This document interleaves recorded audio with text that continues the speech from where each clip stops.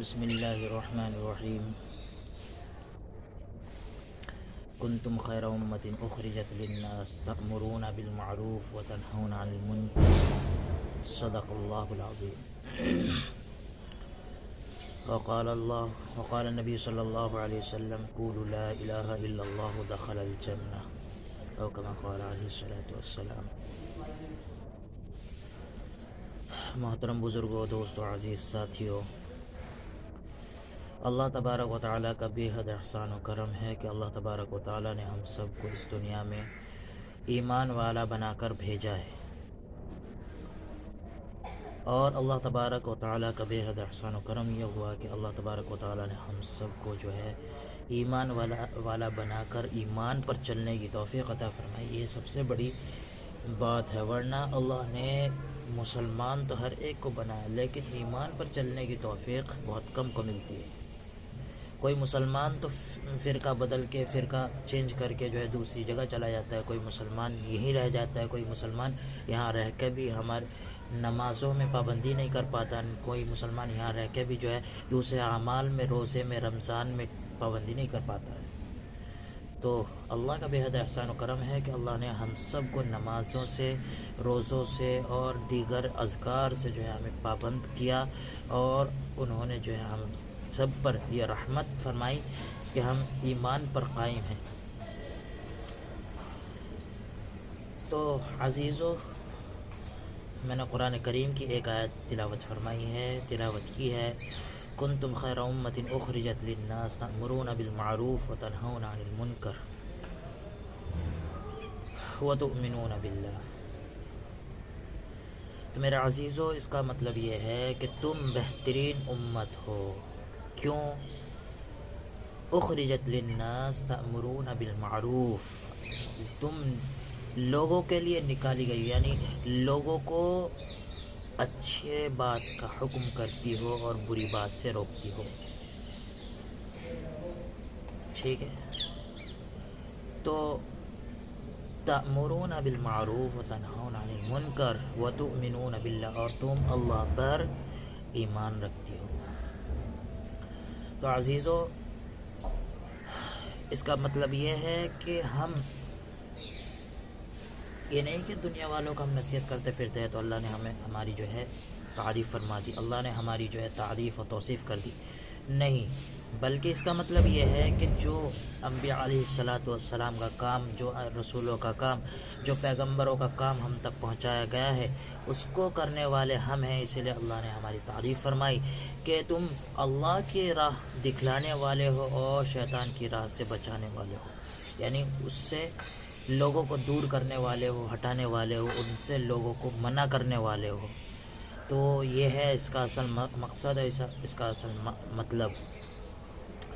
تو میرے عزیزو، قرآن کریم نے یوں ہی ہماری تعریف نہیں فرمائی، ہمیں اندازہ اس چیز کا نہیں ہے کہ ہمیں کتنا بڑا کام سونپا گیا، ہمیں رسول اللہ صلی اللہ علیہ وسلم کا جو کام ہمیں سونپا گیا، رسولوں کا، پیغمبروں کا، نبیوں کا جو ہمیں کام سونپا گیا، یہ کتنا بڑا کام ہے۔ رسول اللہ صلی اللہ علیہ وسلم کو جب یہ شروع میں کام سونپا گیا تو اللہ کے نبی نے اللہ سے مدد طلب فرمائی کہ اللہ، میں تو اکیلا ہوں، میں یہ اس کام کو کیسے کروں گا، لیکن اللہ نے فرمایا ہم آپ کے ساتھ ہیں۔ تو اسی طرح اللہ نے ہم پر یہ ذمہ داری سونپی ہے، تو ہمارے ساتھ بھی اللہ ہی ہے۔ اگر ہم اس کے ساتھ لگے ہوئے ہیں اور اگر ہم اس سے دور ہو گئے، اس سے دور ہٹ گئے، تو اللہ کی مدد کیسی؟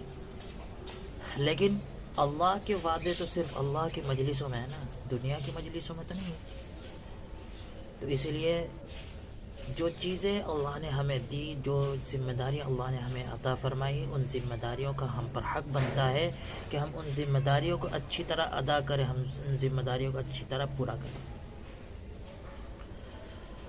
تو میرے عزیزو، اپنی ذمہ داریوں کو سمجھنے کی ضرورت ہے۔ ہم مومن ہیں، ہم ایمان والے ہیں، ہمارے جو بھائی غیر ایمان والے ہیں ان تک اسلام کو کیسے پہنچانا ہے، ہمارے جو بھائی مسلمان ہیں لیکن ایمان کی چیزوں سے دور ہے، ان تک ہمارے اسلام کی دعوت کو کس طرح پہنچانا اور ان کو ہمارے ایمان میں دوبارہ واپس کس طرح لانا ہے، اس کی تو محنت کی ضرورت ہے۔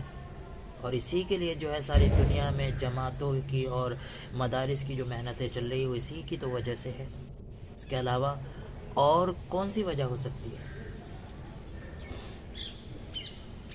تو میرے عزیزو اس بات کو سمجھنے کی ضرورت ہے کہ ہم کیا کر رہے ہیں اور کیا نہیں کر رہے ہیں. ہمارا مرتبہ کیا ہے، ہمارا مقصد کیا ہے، ہمارا ٹارگیٹ کیا ہے. تو میرے عزیزو ہم جو بھی کچھ کر رہے ہیں ہمارا مقصد ایک ہی ہونا چاہیے، صرف اللہ کو راضی اور اللہ کو راضی کرنا ہمارا مقصد ہونا چاہیے. اور رسول اللہ صلی اللہ علیہ وسلم کی جو سنتیں ہیں ان کو پھیلانے، ان کو ہر ایک مسلمان تک پہنچانے اور ان کو جو ہے ہر دنیا والے تک پہنچانے کی ہمیں کوشش کرنی چاہیے، تاکہ اللہ نے جو ذمہ داری دی ہم اس ذمہ داری میں پورا اتر سکیں.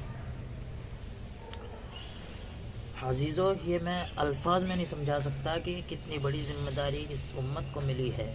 کنتم خیر امتن، اس لفظ کا ہم حق ادا نہیں کر سکتے.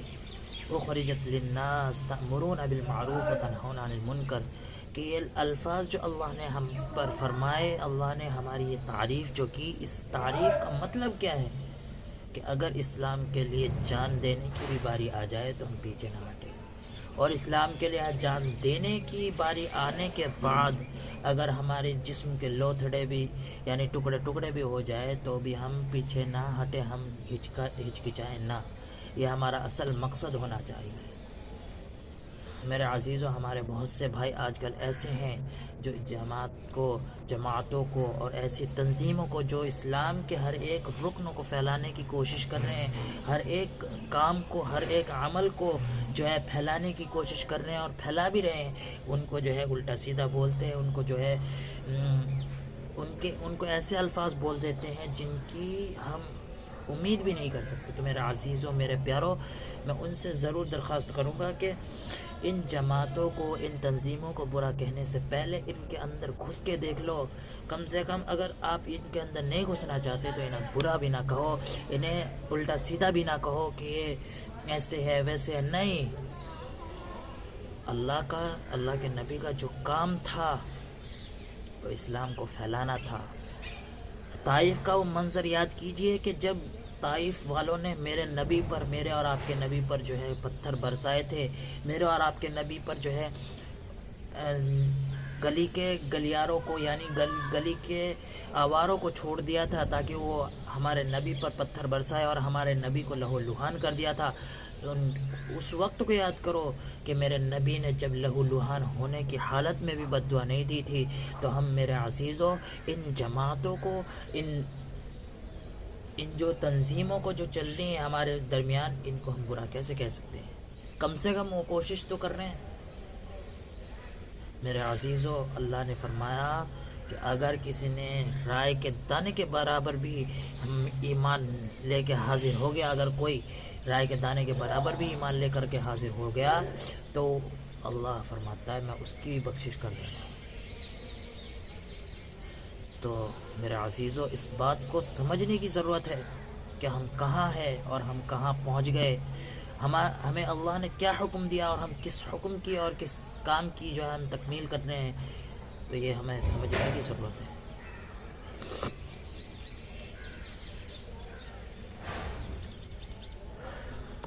حضور صلی اللہ علیہ وسلم کا معجزہ ہے ایک کہ حضور صلی اللہ علیہ وسلم اپنے جگہ بیٹھے ہوئے تھے، اپنے آسن پر بیٹھے ہوئے تھے یعنی تشریف فرما تھے.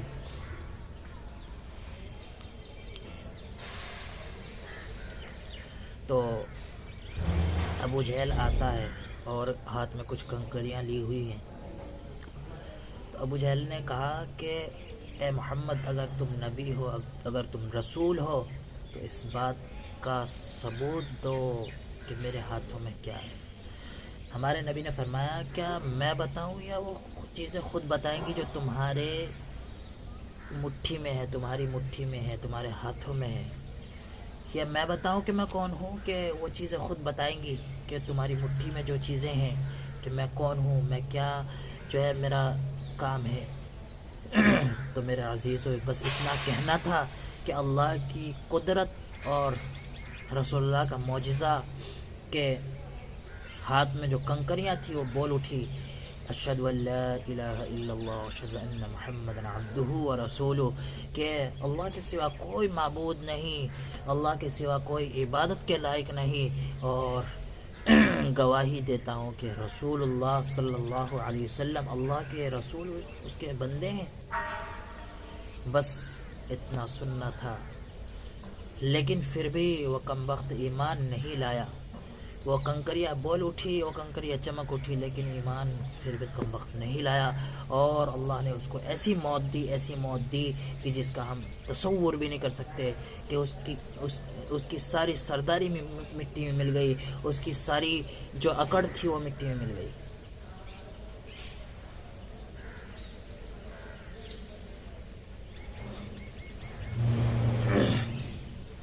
تو دوستو، یہ ہے جو ہے ہمارے نبی کا، ہمارے رسول کا معجزہ۔ اللہ سے دعا فرمائیے اللہ تبارک و تعالی ہم سب کو کہنے سننے سے زیادہ عمل کرنے کی توفیق عطا فرمائے، آمین۔